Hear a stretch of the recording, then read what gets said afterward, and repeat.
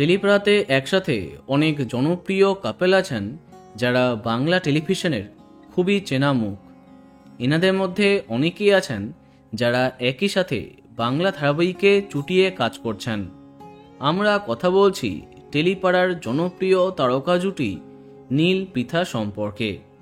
দীর্ঘদিন একসাথে সম্পর্কে থাকার পরে 2021-এ 7 পাকে বাঁধা পড়েছিলেন নীল চ্যাটার্জি এবং পৃথা চ্যাটার্জি।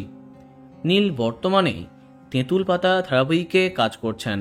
অন্যদিকে সম্প্রতি মেঘে ঢাকা তারা, অনুরাধা প্রভৃতি ধারাবাহিকে নায়িকা চরিত্রে কাজ করেছেন পৃথা।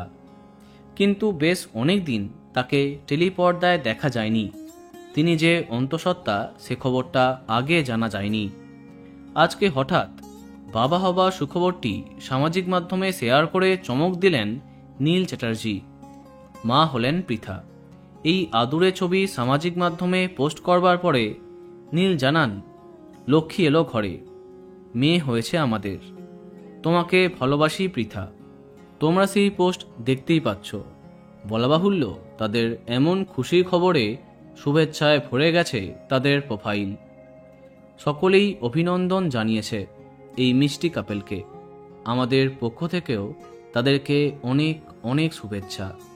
তো বন্ধুরা, তোমরাও শুভেচ্ছা জানিয়ে দাও, ভিডিওটি লাইক এবং শেয়ার করো। এই রকম আরও অনেক ভিডিও পেতে সাবস্ক্রাইব কারেন্ট পজ। ধন্যবাদ।